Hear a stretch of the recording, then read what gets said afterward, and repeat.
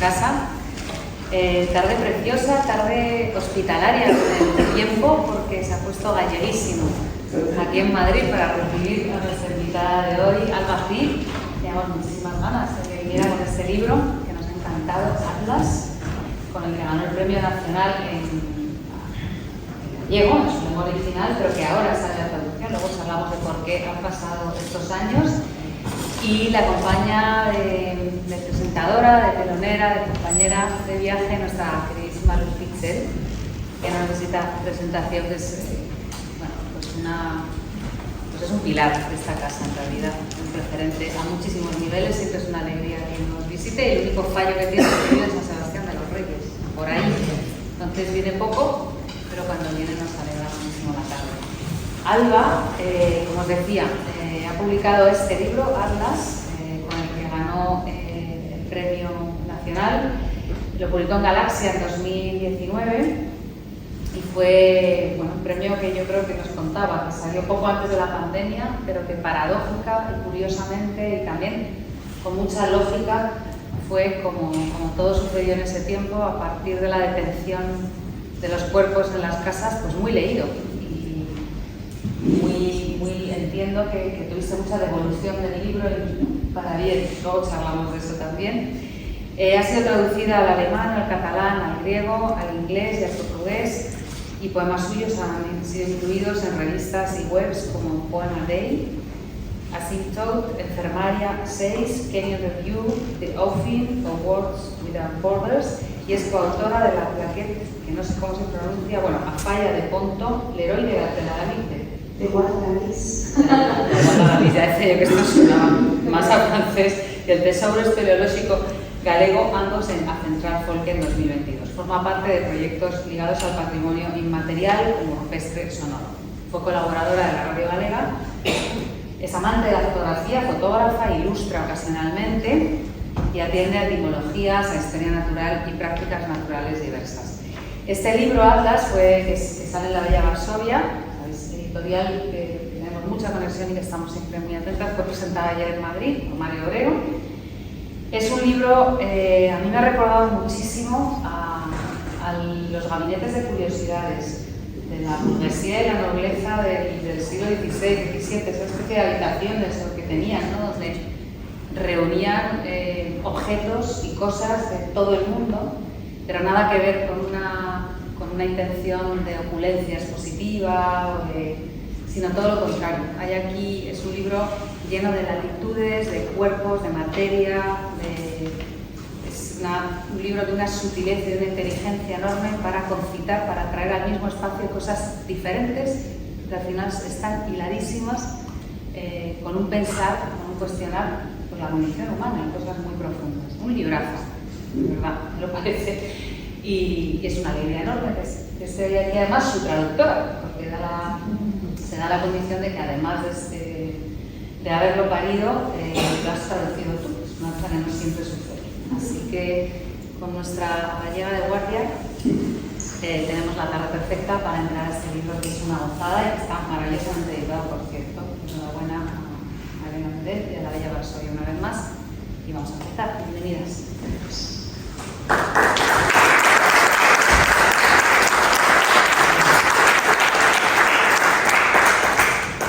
Muchísimas gracias por tus palabras curiosas a todos los que estáis. Y nada, yo que soy una fan de toda la vida. Yo vine a hacer el centro. No, yo quería construir. Estuve a las primeras de todo, pero para algunos pasajes de todos aquí presentes. Y nada, cada vez que vengo disfruto muchísimo y lamento mucho venir poco. Me acabo de perder una día negro y eso no podía ser, pero tuvo que ser que lo vamos a hacer. Pero hoy estoy feliz, porque estoy con Alba. No puedo hablar en ella porque es una pena, pues no me voy a salir un poquito, pero no sé. Podéis ser naturales y lo seguimos. Si somos naturales hablamos en el libro todo el rato. Todo el rato no, pero soltarnos a andanadillas es un rato. Bueno, hemos sido. Bueno, yo conozco a Alba no desde hace tanto, pero sí conocí ese libro cuando se estaba haciendo y ya yo vi que había mucha cosa buena Y bueno, estoy feliz de estar con ella en esta ocasión porque además yo he tenido que leer segundas, claro, para la presentación y lo disfruté infinitamente más todavía, y eso es muy buena señal. Cuando tú relees un libro pasado el tiempo y te gusta mucho más que la primera vez, eso es maravilloso. Eso dice mucho a favor del libro. Y nada, yo, de todo lo que has dicho, que has comido una cosa, que yo tengo aquí también su bio, que es la misma, casi seguro que nos la pasó ella, y pone aquí que participo de proyectos interartísticos o participa, y uno de ellos se llama Rupestre Sonoro. Me llamaría eso, Rupestre Sonoro. Wow. Es una manera de empezar rural, estamos por el libro. Sabes que a mí me suena tan bonita la expresión rupestre sonoro. ¿Y qué haces tú ahí? Vale, pues os explicaré eso brevísimamente. Antes de más, bueno, yo estoy encantada de estar en el Centro de Poesía José Hierro. Tenía muchísima curiosidad por este lugar y sé bien estando aquí, es un gusto entender el espacio propiamente. Muchísimas gracias Julieta, Pablo por el mimo.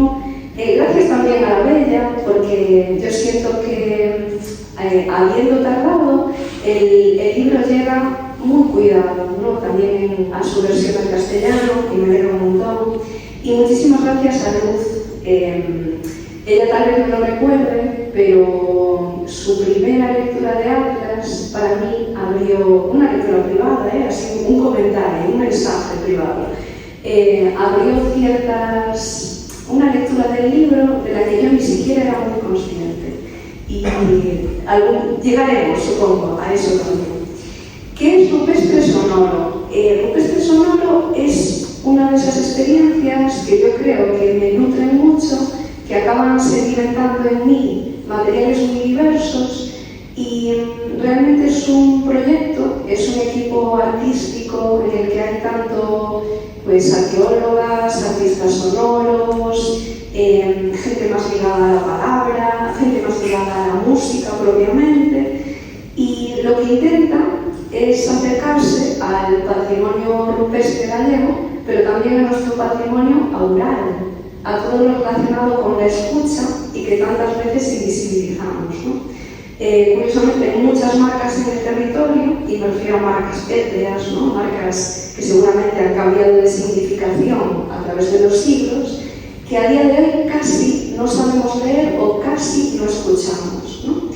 Pues Rupestre Sonoro nace ligado a una editorial, a Central Folk, editorial y productora, que juntó a este grupito de personas para intentar indagar en estas marcas en el territorio, intentar dialogar con ellas, bucear un poco en su historia, ¿no? Recabar también memoria del lugar y ver qué encontramos. Eso es Rupestre Sonoro. Qué bueno. Bueno, estamos ante un libro, Atlas, que a ti te llevó a un lugar que acabas de explicar, Julieta. A mí me llevó a la escuela rural de Alem, donde yo estudiaba delante de un atlas. Los viernes estudiábamos mapas. Y entre los mapas había uno que tenía esa doble, ¿sabes?, el atlas.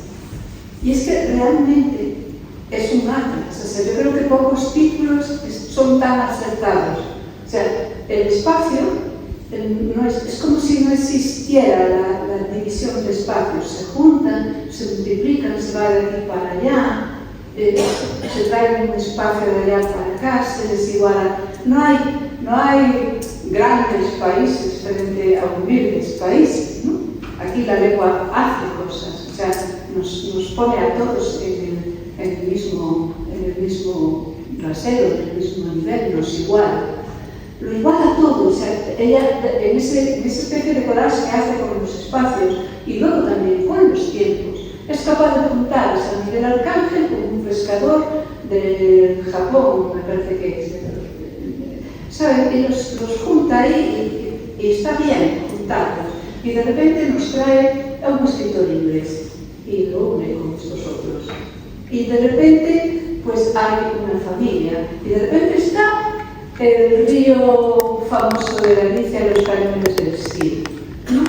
Entonces, es como una manera de anular la diferencia, de anular la separación entre las gentes, entre los países, entre los objetos, entre la cultura y lo que no es tan cultura o es otra cosa, ¿no? Y todo ello vale, ¿no?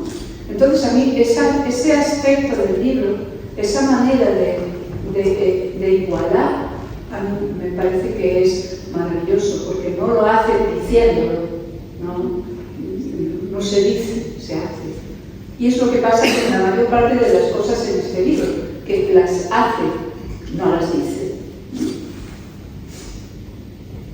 Pasa lo mismo con los tiempos, decíamos. Y importa mucho en ese ir y venir los nombres. Se nombran muchísimo. Hay mucho nombre propio, mucho nombre de país, mucho nombre de personas que de repente identifican, mucho nombre de costumbres, de lugares, objetos, todo eso está por ahí. Y luego, en ese igualar del que hablábamos, ella no se limita al mundo humano, a la especie humana. Al lado de la especie humana y al mismo nivel, a la misma altura, a veces en litigio, otras veces en armonía, están las rocas, los peces, los animales todos, el mundo vegetal, y a todo se le da la misma importancia, no se excluye nada. Es decir, que desde ese punto de vista este libro es profundamente político y profundamente ecológico, diría yo, porque efectivamente creo que uno de los grandes errores de nuestra civilización desde hace mucho es pues esto que sabemos de poner al hombre por encima de todo, despreciando la naturaleza, explotándolas a más no poder, etcétera, etcétera, ¿no? Y aquí eso no ocurre. Aquí por la naturaleza hay una admiración, se lo observa con una delicadeza, con una manera de mirarla aprendiendo de ella, que es maravilloso, ¿no? ¿Cómo se puede transformar todo? Y nada, yo lo que quiero es sobre todo que ella os lea poemas y vamos a hacerlo, vamos a ir leyendo algún poema y comentando y tal. Yo le voy a pedir que lea primero, le voy a hacer 3 peticiones y luego que ella lea lo que quiera. Que lea Historia Apócrifa das Venus Atrapamoscas, es que lo tengo en gallego, claro, o Campo Magnético de la Necesidad. Cuando yo leí este poema, yo veo en él, veo luz, veo brillos, hay un cartel, hay una visita a un jardín botánico, podría ser. Una reflexión sobre el paso del tiempo, también hay mucho pensamiento y muy profundo. Y yo diría que está ahí una poética, nada explícita, pero yo creo que está ahí. Y además, cuando lo hayas leído, me gustaría comentar una palabra, que es la palabra derramada, que en griego tiene doble significado, y que yo creo que eso lo puedes explicar tú muy bien, ahí cuando lo hayamos entendido. Vale, ok. Vamos allá. Historia apócrifa de las Venus Atrapamoscas o el campo magnético de la necesidad. 1. Carolina del Norte, junio. Recuerdo los repentinos cambios de luz y los baños. 2 chicas que lloraban ante los espejos y usaban vaqueros más celestes que sus iris. Detenerme delante de la única especie que no sabría reproducir en origami y esperar. En un cartel: por favor, no empuje, ni pinche, ni pegue, ni toque de ninguna manera las trampas de la Venus Atrapamoscas. Cada hoja puede abrirse y cerrarse solo unas cuantas veces antes de morir. No hay por qué inquietarse. Podemos observar el granate de los lóbulos abiertos y el tobogán de los tallos. Imaginar la taquicardia de los insectos hipnotizados por el rubí. La teoría del doble contacto, la fiebre. Al final las trampas no son más que las bocas digo, las bocas de una enorme atracción hinchable en las fiestas locales de mis 12 años. No hay por qué inquietarse. Estuvimos allí tanto tiempo. Las adolescentes del baño cruzaron la sala, recuerdo, proyectando fugazmente la escena de una marisma con los reflejos de sus melenas rosa flamenco. Estuvimos tanto velando la red y el fulgor del pez en la red que el espectáculo aconteció. Apenas un tremor de tallos y siglos, la araña que deviene pétalo, una muerte muy estrecha, se cierran las valvas y eso es todo. Nos inclinamos y al fondo un guía explica la perfección del sistema de caza. Enumera tricomas ínfimos que saben distinguir el impacto de una gota de lluvia del tórax de una abeja y añade que la pobreza de los suelos es la razón de su comportamiento. Los insectos suministran el nitrógeno que falta en el terreno. A mi lado, oh, Bale, decías, débil corazón de todo. Ya ves, no hay maldad, no hay por qué inquietarse. 2. Pero el tiempo es un palíndromo, cuerpo de junco de pantano, y cuando lo entendemos, solo queda derramar el lenguaje y describir la manera lenta en que él abrazaba, sin saber que el gesto era ya un sacrificio y que solo conseguimos abrazar así unas cuantas veces antes de morir. ¿Quieres explicar eso de derramar y derramar el lenguaje? Yo veo ahí una... Bueno, es curioso esto, ¿no? Porque a mí cuando se me pregunta sobre el proceso de traducción, fue algo tan lento y tan natural. Es decir, yo me vi haciendo versiones intermedias de los poemas o en el momento en el que alguien lo quería traducir al alemán, ¿no? Y me pedía también una versión en castellano. Fui traduciendo estos poemas con tantos años vista, realmente con tanto tiempo, que ni siquiera soy muy consciente de los mecanismos, ¿no? O de las decisiones. No es un proceso de 3 o 4 meses, sino que es algo de sedimentación más bien y de decantación. Claro, el derramar en gallego es todo aquello que se vacía, ¿no? Que se desparrama, que se sale de los moldes, pero también es aquello que se estropea. Y supongo que por ahí ibas, Luz, ¿verdad? Claro, porque en realidad el lenguaje poético es un lenguaje estropeado. Entonces, por ahí veía yo un asombro de la poética, ¿no? Tu lenguaje poético es maravilloso, pero no tiene nada que ver con el lenguaje común, vas a estropearlo totalmente. Por ahí, bueno, ¿cómo se lee un poema de Atlas? Te pregunto. ¿Qué partes de tu cuerpo, de tu mente, tienes que activar o aconsejas activar para leer bien?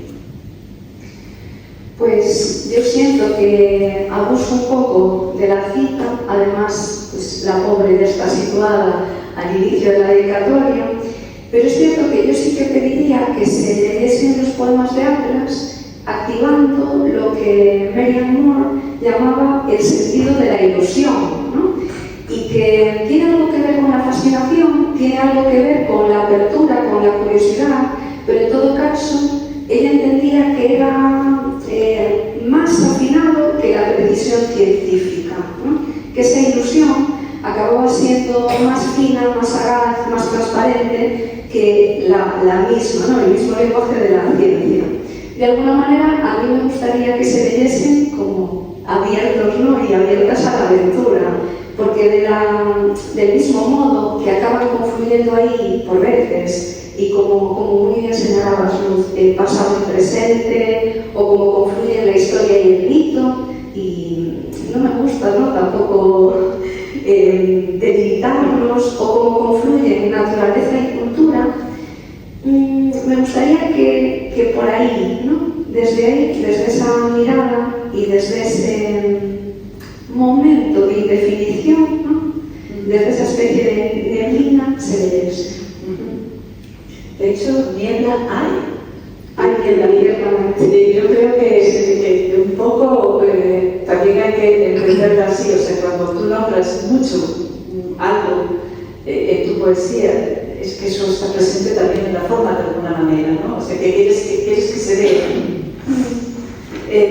Se ha dicho, y yo no estoy en absoluto de acuerdo, que tu poesía es de este tipo de poesía, entre comillas, ilegible. Yo creo que es que hay que leerla de otra manera, no que sea ilegible, ¿verdad? Yo creo que hay que leer lo que hace. Para mí tu poesía es una poesía del hacer cosas. Por ejemplo, hacer paisajes que no son paisajes, que son paisajes de palabras, o sea, ¿sabes? Pero son muy bonitos, son maravillas. No sé. Claro, yo no creo, efectivamente, yo tampoco creo que sea en absoluto ilegible o como mucho, ¿no? Y ya que hablábamos al principio precisamente de eso, si lo es tan ilegible como un grabado rupestre, ¿no? O como un objeto que a veces nos encontramos delante y que no sabemos decodificar de primeras. Pero también es cierto que la poesía es un lenguaje cargado, ¿no? Por milenios de práctica y de escritura, es un lenguaje propio. Entonces, si nunca has accedido a ese juego, tendrás que hacerlo en algún momento, ¿no? Yo no creo que yo sea, de hecho, nada crítica, creo que más bien al contrario, que acabo siendo un poquitín más narrativa o más ensayística. A veces incluso asoma el humor por ahí, o sea, me gusta divertirme y por eso hay historias apócrifas. Puedo dejarme llevar por la investigación o puedo dejarme llevar, y en este poema se notaba un poco, ¿no? Por las explicaciones que la ciencia da a determinados comportamientos, pero al final lo que me interesa es otra cosa, y es un furor que aparece en la propia escritura. Un furor y una sombra, luego hablaremos de eso más. Los materiales, o sea, es como si muchas veces cuando en este poema se veía, ¿no? Que aparece una foto, aparece una postal, aparece una planta, aparece un objeto, y tú le sacas muchísimo partido, y a veces dentro del mismo poema aparecen cosas muy diferentes, postales muy distintas, ¿no? Fotos o lo que sea, que a lo mejor son recuerdos, yo qué sé. Bueno, efectivamente, ¿no? Esto inicialmente fue casual, casi diría, es decir, si yo cuando transito, digamos, esa curiosidad o aquello que ha llamado mi atención me lleva a determinadas representaciones, ¿no? Llamémosle pues un mapa, un grabado de otro momento, una postal, etc. A mí me gusta tener la libertad de incorporarlas al poema. Y he comentado en alguna ocasión que confío mucho, ¿no? Como en la condición física de los poemas, en que por supuesto que la poesía está ahí para ser escuchada, pero yo también confío en que la poesía pueda ser un ejercicio íntimo, silencioso, ¿no? Y de lectura. Y en ese sentido, el hecho de colocar a veces precisamente eso, ¿no? Una postal hace que el poema se libere como de cierta ansiedad descriptiva que no me interesa lo más mínimo. Yo no estoy ahí, ¿no? Para describir durante versos y versos algo que seguramente porque nos es muy ajeno podemos entender como una simple mirada. Entonces confío mucho en la introducción, ¿no? Como de esos pasajes más visuales. Y por otra parte, me interesa mucho también entender la parte crítica que toda imagen arrastra, ¿no? Yo estoy convencida de que cuando alguien ve esas barcas dadas la vuelta y convertidas en casas, se activarán diferentes memorias en su cabeza, ¿no? Es imposible que leamos esa imagen del mismo modo. Hay una cita muy linda de Didi Huberman que comentaba que no es posible seguir hablando de imágenes sin hablar de cenizas, ¿no? A mí esa impureza de las imágenes o todo lo que arrastra también me interesa, así que no dejo de considerarlas un elemento más del poema y muy feliz de poder llevarlas a la superficie del poema. El poema que veáis a continuación tiene unas imágenes maravillosas, precisamente. Leyendo, cuando acabé de leerlo, me apetecía escribir algo sobre él, pensando también en lo de hoy, y luego me di cuenta que no podía seguir escribiendo porque soplaba demasiado y yo no quería. Pero escribí esto, dice: veo 3 cuadros, ciertos códigos relativos al mundo de la pintura. Podríamos estar en una sala de exposiciones, una rueda, unas niñas observadoras que todo lo transmutan, fragmentitos de lenguaje que no entiendo y son como pequeños paisajes, un padre más bien calladito, una referencia a un país lejano, o quizás no es lejano, no sé. Hay cristales de sal, joyitas y amenaza de tormentas y animales míticos, y creo que cierta necesidad de proteger a los suyos. Y vale. Ok. Vale, pues el poema es un tríptico y sí, realmente estaba pensado así, como una especie de tríptico pictórico con diferentes técnicas, por así decir, ¿no? Y con diferentes personajes dentro de cada una de esas estampas. Es uno de esos poemas que recuerdas enterito. Bueno, luego eso, perdón. Ajá. Tríptico. Óleo sobre tela, la abuela reproduce una escena de Millet. Su mano derecha oscila 3 veces, sembrando cristales de sal ante la inminencia de la tormenta, como si la brisa del mar bastase para salvarnos. Las niñas los observan desaparecer al contacto con el cemento del patio, y son joyas un fragmento de segundo, algo que señalar con los dedos mientras se pierde. La lluvia impide que los salmos se adhieran a las pequeñas, y la mano, que fue péndulo, vuelve a la cadera, como la caléndula sabe replegarse. Cuando se planta un bonsái, se coloca fuera del centro para hacer espacio a lo divino. Así ella, conjurando el mal desde un vértice.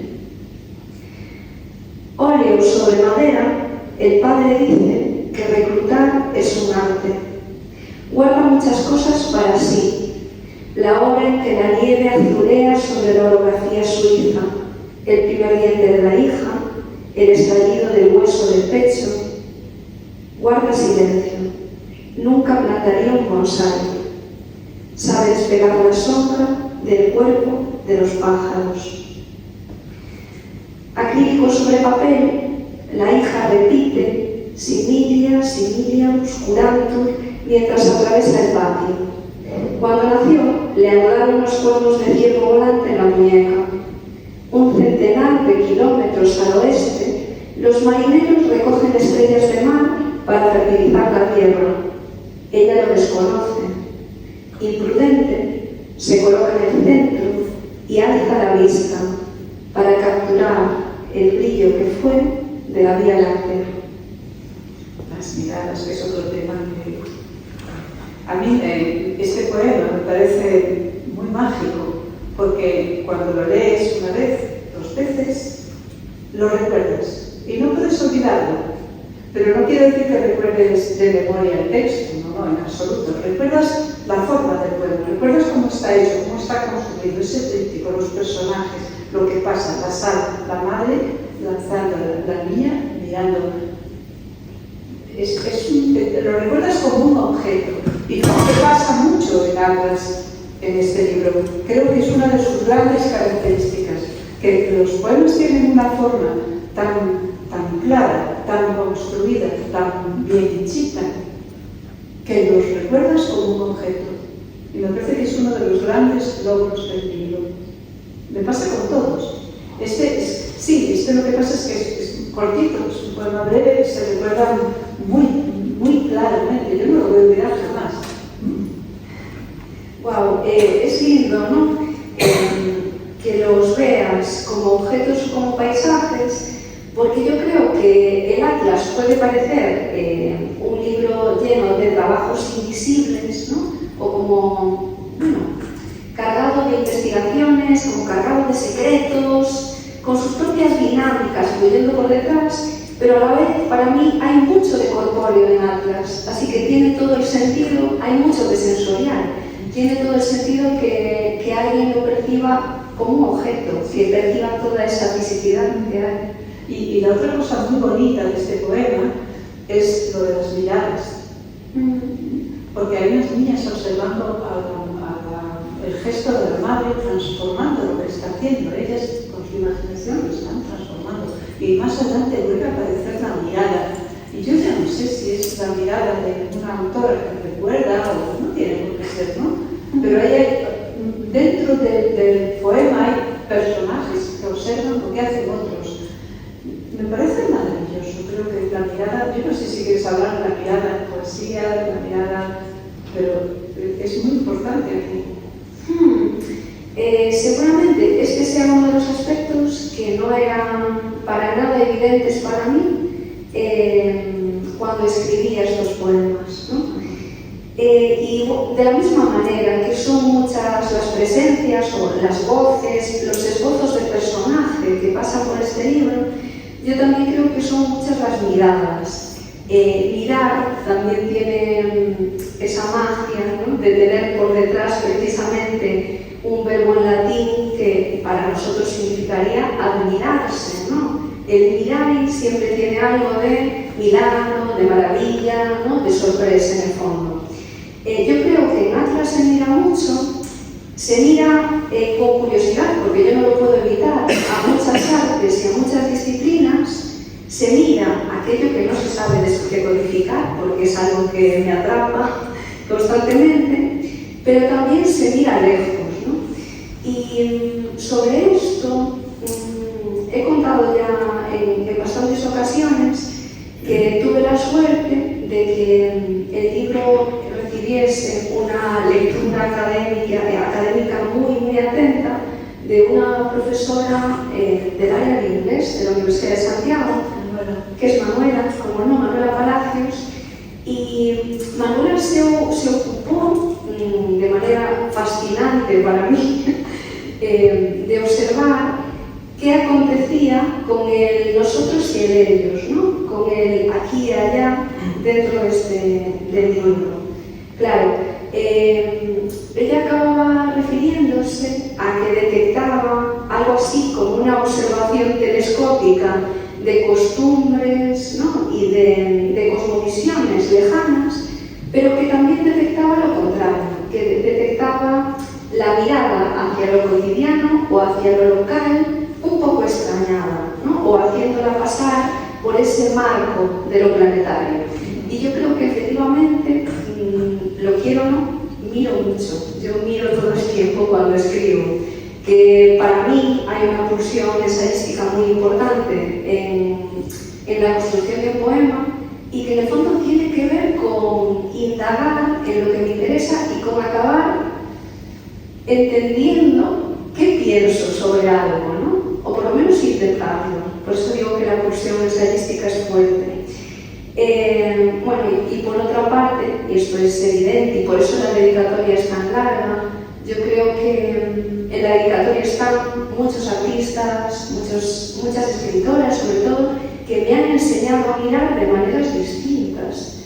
También están determinados, bueno, seres, animales, fenómenos que me han enseñado a mirar. Así que tal vez no era consciente de esto, o no lo fui, hasta muy recientemente, pero es un libro lleno de miradas cruzadas, seguramente. Y lo de la dedicatoria, sí, es tu manera de empezar con nombres. Efectivamente, Con muchos nombres. O sea, ya no es normal que incluyas a tantísima gente ahí, pero eso tiene mucho que ver con lo que es el libro también. Claro, a mí me parecía muy honesto como colocar las cartas sobre la mesa y decir, bueno, yo parto de aquí, ¿no? Claro, efectivamente, estos son como mis favoritos, mis referentes en el mundo. Y esos favoritos, pues ahí están desde las Polly Pocket, efectivamente, a Giorgio O'Keeffe, ¿no? Hay muchísimas, a Luis Seoane, ¿no?, a muchos artistas que me han enseñado a ver el mundo. Seguramente de cada una de esas miradas puede extractarse casi una poética distinta, pero eso también está bien. Y en cuanto a esa profusión de nombres, esa cantidad de nombres, bueno, a mí me gusta mucho escribir en minúscula, pero siempre tuve muy claro que a lo mejor tenía algo que ver también con mi necesidad de rescatar los nombres de lugar y los nombres de persona, que todo el resto de paisajes en minúscula eran muy propicios para que luego hubiese localizaciones, ¿no? Y bueno, nombres muy cargados como de significado. Los nombres propios siempre son como los príncipes, princesas del significado, son los, ¿no?, los que sustentan. Sí, tiene un trabajo Gertrude Stein, no sé, precisamente sobre los nombres, y habla de los nombres propios y los comunes, y valora los propios sobre los comunes medio los desprecia. Una cosa muy curiosa. Bueno, a mí, de lo que acabas de hablar, hay una cosa que también me parece muy interesante y que no sale en los poemas de Auxerel, que es cómo tú insertas lo gallego, lo local, dentro de lo planetario. Hay un poema en que hablas de, no sé cuándo, no recuerdo el título, de los cañones del río Sí, otro que menciona los pazos gallegos, las camelias, ¿no? Todo eso queda como lo que decíamos de cómo mezclas todo, cómo lo vas, como si todo estuviera flotando en una especie de órbita que todo lo engloba, ¿no? Es que todo lo está, ¿no? Exacto. De alguna manera. Bueno, vamos con otro poema y luego ya ves lo que quieras. Ucaya, da pesca con corvos mariños, o de la pesca con cormoranes. ¿Lo tradujiste así? ¿Cómo lo tradujiste? Con cormoranes, Cormoranes. Tengo escrito yo. Hay una descripción, o es un relato, o una partitura, hasta llegar a movimientos. Se podría decir que el personaje principal, si fuera un relato, es un pescador, o su sombra. Se podría decir, estoy yendo mal, es que lo veo. Se podría decir que el personaje principal, si fuera un relato, es un pescador, o su sombra, San Miguel Arcángel. O que San Miguel es la luz y el pescador la sombra, o que la sombra proviene de esa imagen que todos tenemos en la cabeza de las enormes alas extendidas de un cormorán. Quizás el personaje principal es el pez. Veo más cosas que me voy a callar. Lectura. Vale. Ucay, de la pesca con cormoranes. El lago de Jai, literalmente mar de la oreja, por la forma, queda fuera de nuestro alcance. También el río Nagara, en la prefectura de Gifu. Pero con esos depósitos de agua dulce compartimos los cormoranes. Allí, Ucay, un método de pesca. Primer movimiento. Una barca de bambú se desliza mansa sobre el agua estancada.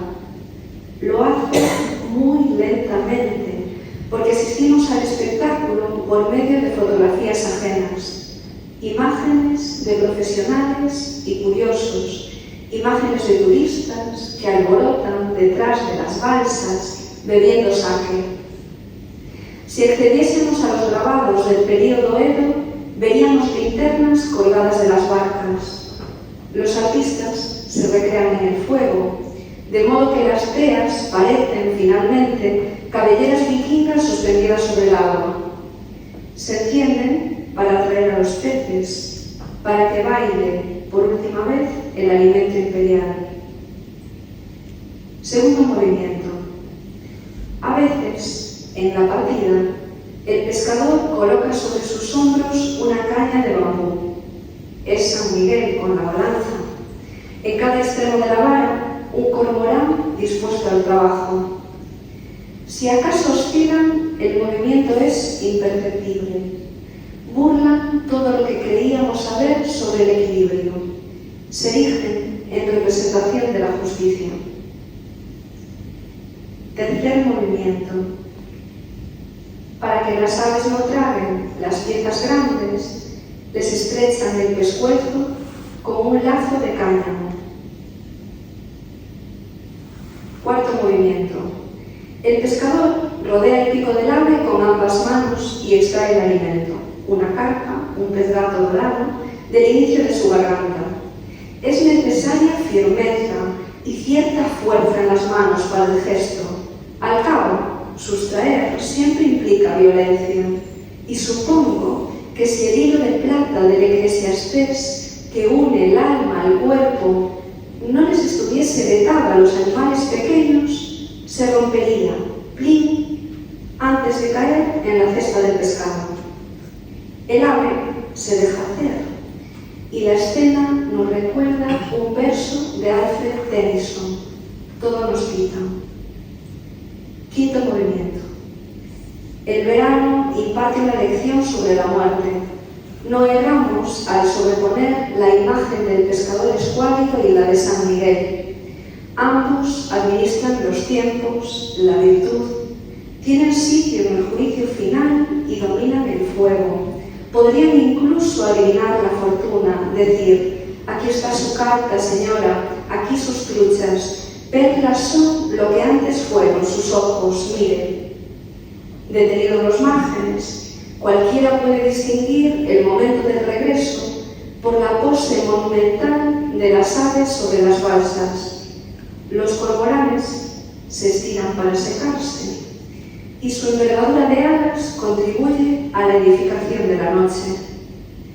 En la penumbra, la mano teselada de un pantocrato alcanza el pescuezo del ave, ya liberado del anillo, y lo acaricia.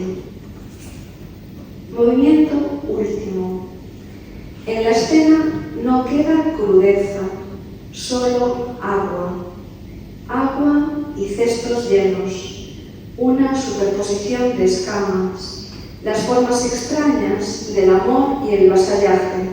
San Miguel, ajustando la venda en los ojos de la justicia, un ave que come hasta saciarse.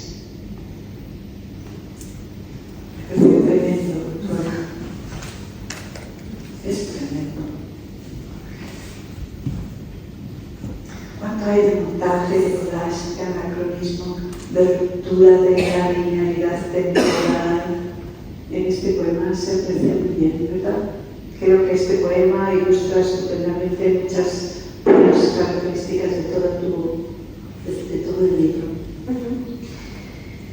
Es curioso porque, bueno, yo creo que ese juego de transparencias tiene mucho que ver con mi pensamiento, ¿no? Con mi manera de acercarme a estos fenómenos, en el fondo.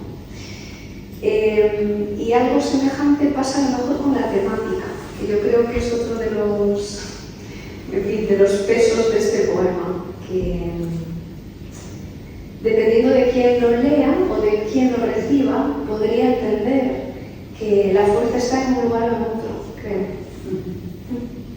¿Cómo? Claro. Pero la fuerza solo está en un lugar. Solo está en un lugar, ¿vale? Y ese es El poder, el que domina, el que te agarra la granja y te la estruja. Ajá. El macho. Vale. Bueno, curiosamente, para mí siempre fue el poema de los afectos por excelencia de este libro. De verdad, ¿eh? Pero también es el poema de las tensiones. Entonces tiene todo el sentido que ahí haya un lazo, ¿no? Hay un tira y afloja muy evidente entre el aquí y el allá. Es como una costumbre muy, muy lejana, muy, muy extraña, ¿no? De la que no sabemos nada teóricamente. Hay ese juego, ¿no? Entre nosotros y un ellos, que no se sabe muy bien quiénes son, y también de forma bastante clara, y de entrada es subconsciente. Hay algo ahí sobre la mediación, ¿no? Porque es cierto que para entender de qué iba esta práctica, yo sí que revisé esos grabados del periodo Edo, que no dejan de ser ya grabados muy estetizantes, sobre una práctica, ¿no? Dura, así de partida, pero también es cierto que me aproximé a esto mediante la mueca que queda, porque efectivamente a día de hoy se sigue haciendo una especie de pesca ritual con cormoranes, por supuesto para turistas, ¿no? Entonces, bueno, está ahí la mediación de la fotografía de occidental, de todas esas personas que van a disfrutar de ese espectáculo, y a ver algo, ¿no? a recibir algo que seguramente no tiene nada que ver con la práctica tradicional de este tipo de pesca y con que tiene más de un milenio, ¿no? realmente de historia, y con lo que pudo significar en otra cultura. Para mí es el poema de los afectos, así que también entiendo esa lectura. Es lo que pasa con tus poemas, que se pueden leer desde muchos ángulos. Bueno, pues yo ya no te voy a preguntar más cosas, ahora te voy a dejar que hables con gente o que leas más poemas, no sé. Vale, pues seguramente, ¿no? Tirando de este último, que hemos vivido intensamente, voy a leeros un poema un poquitín más etéreo o más silencioso para mí, que es el poema que abre el ciclo asiático. Me hace siempre ilusión y cierta gracia escuchar que Atlas es un buen título, porque para mí este fue un libro sin título durante mucho tiempo, y Atlas era como el título de andar por casa, pero era el título mientras yo esperaba que llegase lo mejor, que nunca llegó, ¿no? Y efectivamente acabó siendo para mí lo que yo creo que es un atlas personal, un atlas azaroso, pero un atlas en todo caso, ¿no? Y la aproximación al mundo asiático es esta, que dice: qué hermoso pensar que los dioses bastan. Así, la escalera en la página izquierda no es más que un fragmento de la ascensión al monte Huashan, una de las 5 montañas sagradas chinas, un camino de tablas en el extenso cielo, traducen los guías, el sendero de los soldados. En suma, 10.000 escalones tallados en la roca granítica, y sobre ellos visitantes y monjes en una guirnalda infinita, seres que ascienden buscando la visión o la inmortalidad, tal vez una opresión en el pecho, y chas, en la cima no hay nada más que un templo convertido en salón de té y un arbusto, color plata, que la fatiga confunde con una zarza crepitante, como el pecho, como las carpas, hasta que el peso de las ofrendas vuelve coral las ramas. ¿Y alguna petición, Luz? Estoy abierto a ir hacia yo tengo una petición doble. Ajá. Que leas el primer poema del libro en todas sus partes. Sí. Y que la tercera parte la leas en gallego. La tercera, únicamente la tercera. Bueno, que lo leas, léelo. Era por no ocupar tu previsión de lectura. Vale. Pero si te apetece, me encantaría que lo leyeras en las 2 lenguas. Vale, vamos a ver.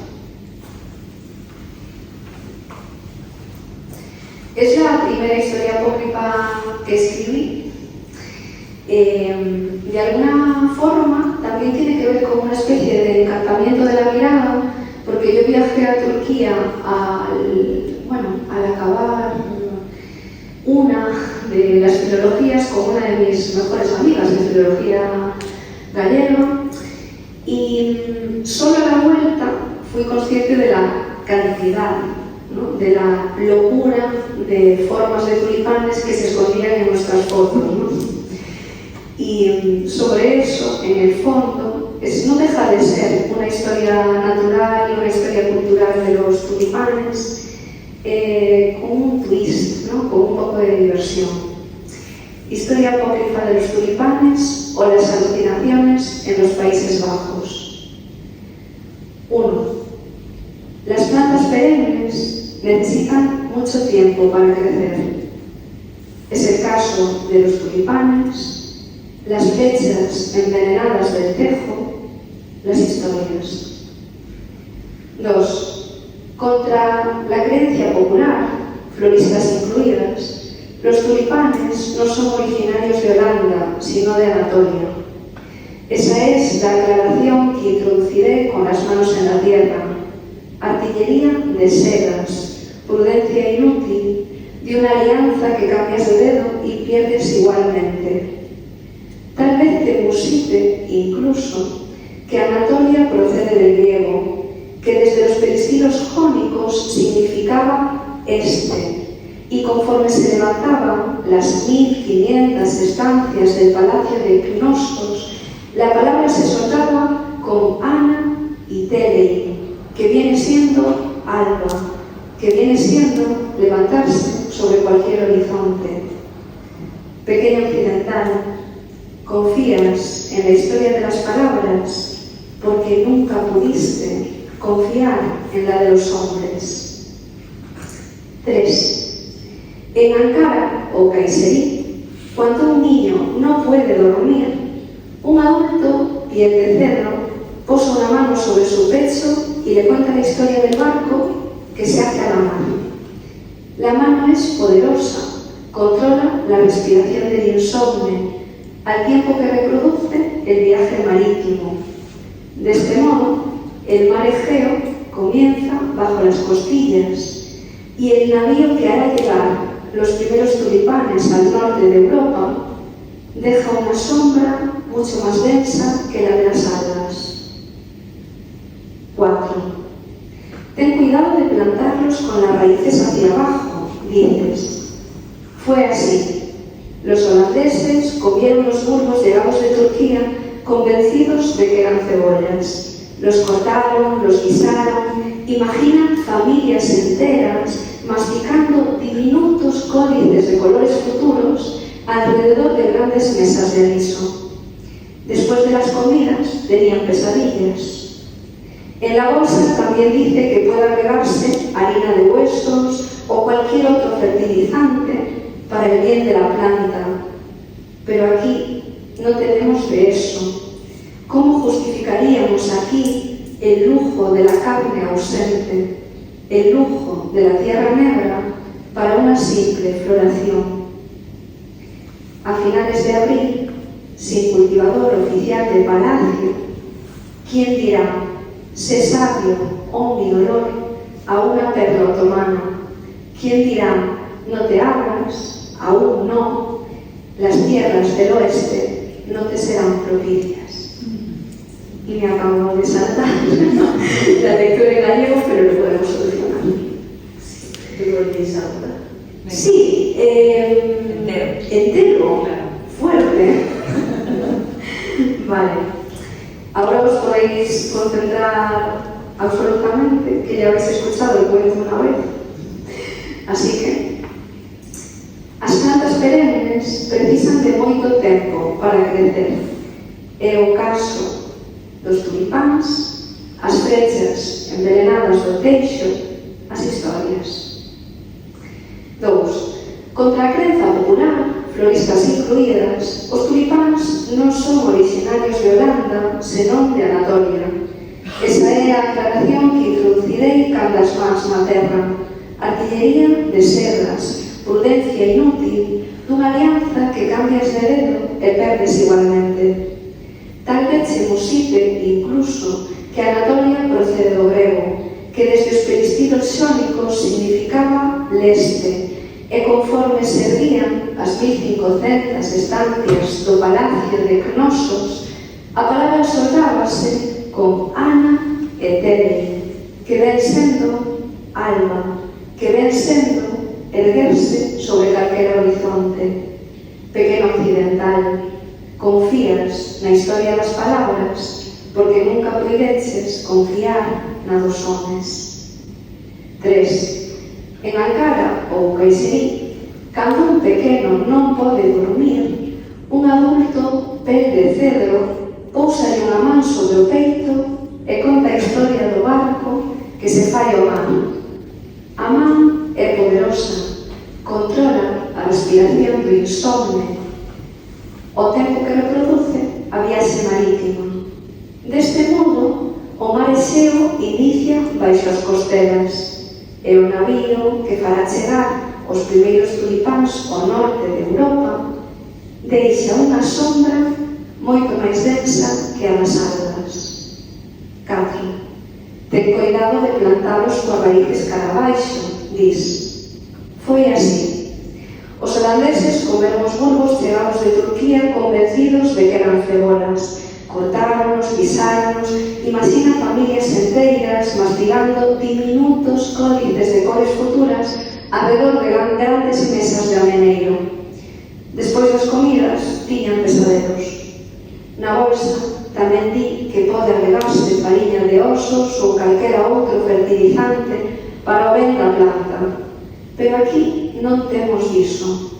Como xustificaríamos aquí o luxo da carne ausente, o luxo da terra negra para unha simple floración? E 5. A finais de abril, sen cultivador oficial de palacio, quen dirá, se sabia, ó miñador, a unha perla automá?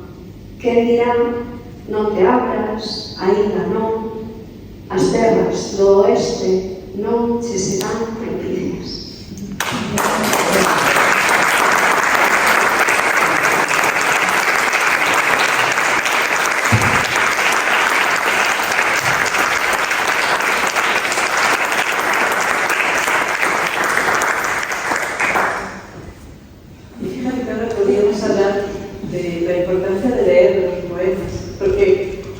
En la lectura y la traducción, en la lectura en gallego tuya, yo he percibido un puntito de humor que no había percibido en mi lectura en gallego y que no percibí en la traducción.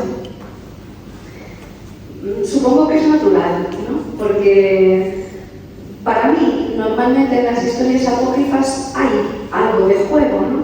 Hay cantidades ingentes de información que yo transito y que acabo convirtiendo o contando, pero no contando del todo o cambiando un poquito, porque obviamente no tengo ninguna intención de hacer de estos poemas una Wikipedia, ¿eh? Entonces, efectivamente, seguramente el humor esté de manera más natural en gallego o en mi lectura, ¿no? En gallego. Más en gallego que en castellano, pero ya, más en tu lectura. Ya, entiendo perfectamente. Pues un placer. Yo sí que tengo, bueno, por ahí. Yo sí quería haceros una pregunta que va para ambas. Es la musicalidad del gallego. He tenido la fortuna de escucharte recitar en gallego, he escuchado en gallego recitar en gallego a Luz, a Yolanda Castaño, a Organovo, a Chuspato, lograr 5 o 6 personas, 5 o 6 poetas actuales e imprescindibles. ¿Qué tiene el gallego? Porque cambia constantemente. Incluso hay un momento, yo recuerdo, un recital de Pichel y otro de Yolanda Castaño, en el que el gallego y el castellano se mezclaban y tú como escuchante no lo percibías. Y era natural. Todo, había una simbiosis perfecta, con una musicalidad mucho más interesante en gallego que en castellano. Yo qué sé. Efectivamente. Claro, además que soy muy poco, no sé, mística en este sentido, muy poco esencialista. Yo lo que tengo muy claro es que hay como una sonoridad que puede tener que ver con nuestro vocalismo, con que sea un idioma lleno de ditongos decrecientes, por ejemplo, que hace, y con unas curvas de entonación realmente distintas, que hace que las lecturas y los poemas acaben sonando muy diferente. Pero no sé si podemos leer mucho más. No pasa con todas las lenguas. Claro, es que... No lo sé, yo lo que escucho, por ejemplo, en euskera, no me lleva a ese mismo lugar. Claro, es que euskera nos queda como muy lejos. La ventaja del gallego, que también la podemos tener como el catalán o con, no sé, con lenguas próximas, incluso con el italiano, es que percibimos cosas. O sea, aunque con el gallego yo creo que más, ¿no? Nos llegan muchas palabras, casi, no lo entendemos, pero vislumbramos, ¿no? Mientras que con el euskera no podemos.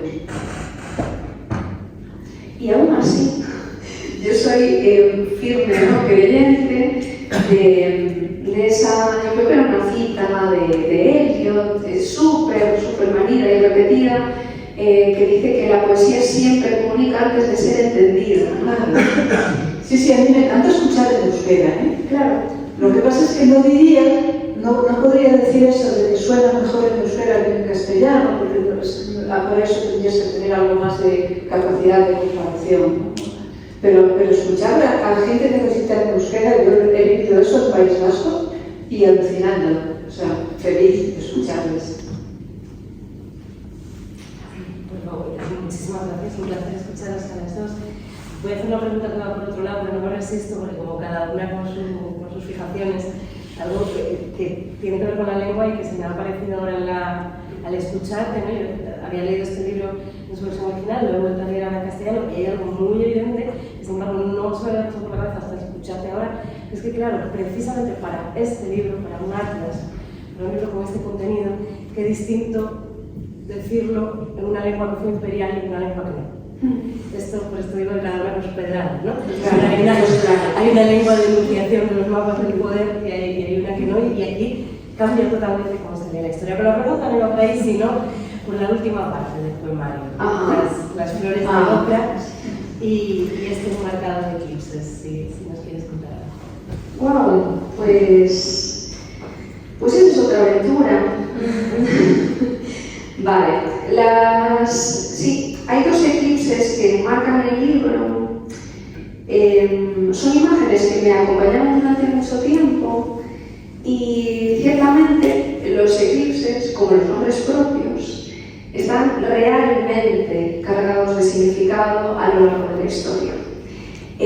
Por cierto, son eclipses que la gracia fundamental que tiene esta representación de eclipses del siglo XVI es que los astros se están mirando para darnos a entender cómo es el eclipse, ¿no? Ya que creo que Luz estuvo atenta y más que atenta a esa cuestión de la mirada, precisamente son eclipses en los que se nos está contando algo gracias a la mirada de esos astros.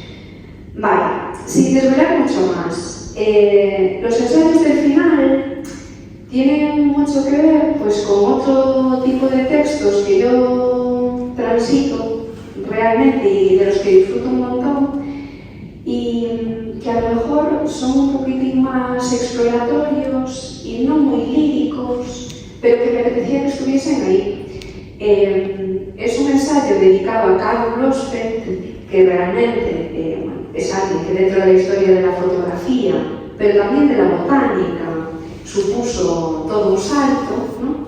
Gracias a su manera de hacer aproximaciones, ¿no? Estetizantes seguro, pero aproximaciones a determinadas especies vegetales. Y lo que intenté yo, en este caso, fue de la manera más humilde del mundo, porque por supuesto mi práctica de fotografía fue una práctica de adolescente a la que le cae una cámara, ¿no? digital en las manos, que esa es un poco la evidencia, creo que de nuestra generación. Yo siempre comencé a fotografiar y lo he pensado mucho así, intentando observar en silencio y sobre todo fotografiaba lo que tenía a mano. Hay un comentario de Francesca Guzman maravilloso cuando le preguntaban insistentemente en entrevistas por qué había tanto autorretrato, por qué tenemos tantos cuerpos de Francesca en las fotografías. Ella decía que no había gran misterio, que ella siempre estaba disponible, ¿no? Y del mismo modo, para mí, o sea, en mi pequeño mundo o en los momentos en los que yo tenía una cámara y tiempo a mi disposición, lo que estaba disponible era bastante el silencioso mundo vegetal, ¿no? Así que de alguna manera estos ensayos finales son una carta tiempo a través a Karl Blossfeldt, hablándole de una especie determinada que está plantada pues, al lado de la casa de mis padres del pueblo, de una cana índica, que es una especie que llegó a Galicia de tiempo, pero bueno, no es una especie gallega ni mucho menos, y son aproximaciones, ¿no? Intentando dialogar con un fotógrafo a través del tiempo y de la historia. Es muy bonito porque hay muchísima pregunta. Entonces, me resulta muy curioso que se llame ensayo cuando se supone que los ensayos haces afirmaciones, ¿no? Y aquí se pregunta, ¿no? Como saber también es preguntar, ¿no? Yo quería hacerte una pregunta. A través de los textos que nos han enviado, yo he encontrado en esa poesía una poesía rupturista y atrevida. Y a veces, no sé si es prosa poética o qué es. ¿Nos puedes explicar un poco, por favor? Nunca me he preocupado, nada. A ver, intentaba hacer un poquitín de historia. En determinado momento, como de mi formación filológica, digamos, yo sí me aproximé al poema en prosa, es decir, me pareció una forma muy poderosa. Me aproximé desde la historia de la literatura gallega, intentando ver quién, ¿no?, y qué se había observado desde el poema en prosa. Más allá de eso, de alguna forma, mi modo de escribir o el verso largo o todos esos momentos un poquitín más orales que creo que sí que se notan en los poemas, tienen mucho que ver con las tradiciones de las que veo. Yo siempre insisto con este sonsoniquete, y es que la poesía gallega es de verdad una tradición rupturista desde hace mucho. Aquella poesía que yo leía en mi adolescencia, que era la poesía de los 80 y 90, para mí estaba anunciando, bueno, no solo temáticas, ¿vale?, sino experimentaciones a las que otras tradiciones aún tardaron bastante en llegar. Entonces, estoy convencida de que parte de mi hacer poético viene de ahí, viene de leer mucha poesía gallega de las últimas décadas, y no solo, pero también de leer mucha poesía norteamericana. Para mí el descubrimiento de la Escuela de Nueva York en su momento fue muy importante. Siempre cuento, ¿no?, que, bueno, desde el modernismo hasta la Escuela de Nueva York, que yo más fue como uno de mis poetas de cabecera. Así que toda esa torrencialidad, ese dejar que los distintos lenguajes del mundo entren en el poema, pero también la torrencialidad latinoamericana, que también me interesa bastante, está por detrás de mi forma de escribir. Creo que eso es lo que puedo contar. A mí me ha recordado, o sea, me ha parecido como un manual de instrucciones, como de algo secreto o mágico. Cuando hables un libro de esto de como idea, pero místico, algo así, no sé, como algo muy raro, como que quería contar los secretos. Y el sentido apócrifo me ha parecido muy interesante porque disuelve un poco esa palabra. O sea, yo creo que es una palabra que necesita disolverse un poco, ¿no?, y que entre en otras cosas. Y para mí ha funcionado muy bien cuando lo he leído en gallego, porque ha dejado, o sea, como cuando no entendemos, olvidamos el sentido de entender, ¿no?, y entra como la música de la poesía, no en el sentido de la rima o algo así, sino otra cosa, ¿no?, como la autenticidad de, pues, a donde tú perteneces o tu casa, como que la complicidad se hace el doble. Y vamos, me ha parecido una maravilla, la verdad. Bueno, pues muchas gracias. Yo creo que sí que hay una cierta pulsión, ¿no? No sé si llamarlo críptica o misteriosa, pero es algo que está por ahí. Quiero decir, no por acaso se abre y se cierra con eclipses, ¿no? Es algo que está por ahí, que percute detrás de los poemas. Una de las preguntas que reaparece en el libro, al menos en 2 ocasiones, es si este arte, y el arte puede ser nuestro hacer poético, pero también otros tipos de artes, son una manera de transmitir un saber o de ocultarlo. Esa es una de las preguntas que se repiten atrás. Y bueno, me parece una pregunta fascinante, ¿no? ¿Es siempre una vía de comunicación o no exactamente?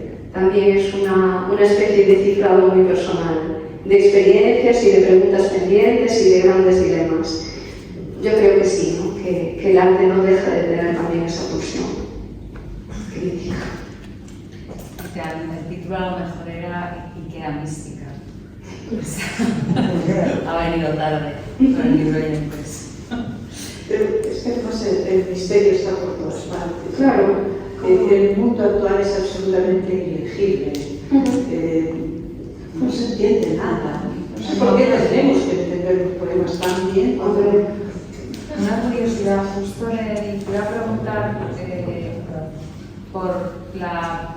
Ahí traes una cita en Cartas de Navegación Polinesias, que precisamente dices, es este arte, un modo de transmitir un saber o de ocultarlo, ¿no? Esto que estabas comentando, que Jalona, Claro. poemario, y es verdad.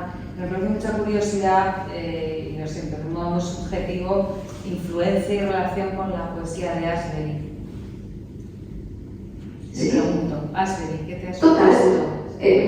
Fue muy importante para mí, aún lo comentábamos ayer en Alberti. Es como uno de los poetas a los que vuelvo por el gusto, ¿no?, de caer ahí, ¿no?, de caer en esos libros río, porque realmente se dicen Tenéis libros. muchísimo que ver con la forma de construir el poema. Bueno, Es curioso pues, porque la cita, pero por la argumentación, Claro. tengo un poema que la cita que inicia el poema es la misma. Es la misma. La misma cita del mismo poema de arte. Pero esta cita tiene varios twists, ¿no? Porque de hecho la llevé a gallego, la llevé como algún juego, no es ni mucho menos una traducción canónica la que ahí está. Y es una cita repartida además en esos dos poemas finales, antes de los ensayos, que son poemas que se encargan de cartografías inauditas, por decirlo así de manera rápida, ¿no?, de mapas que a día de hoy, si los viésemos, incluso nos costaría entender que eso es un mapa, ¿no? De alguna manera, de mapas que no nos queda muy claro si quieren comunicar o si quieren preservar un saber, ¿no? Ashbery es fundamental, es uno de esos poetas, no recuerdo quién lo decía, pero hay un comentario maravilloso que siempre debes dejar de tu poeta favorito, de tu escritora favorita, un libro por leer, ¿no?, para algún momento de tu ¿Cuál te ha vida. dejado? Bueno, yo tengo muchos que Ashbery tiene una producción de decenas de libros y me alegra la vida, de verdad que me alegra la vida saber que seguirá habiendo Ashbery para entrar como en ese torrente de voces y nada. Tenemos que ir cerrando. Lo que venga, tráelo aquí, te lo pido por favor. Lo recibiremos con muchísimas ganas. Y te iba a pedir un capricho final. Sí. Raro. ¿Cómo se dice en gallego? En algún lugar alguien está viajando furiosamente hacia ti. Voy a asegurarme de cómo traduje eso en su momento. Vale. Eso.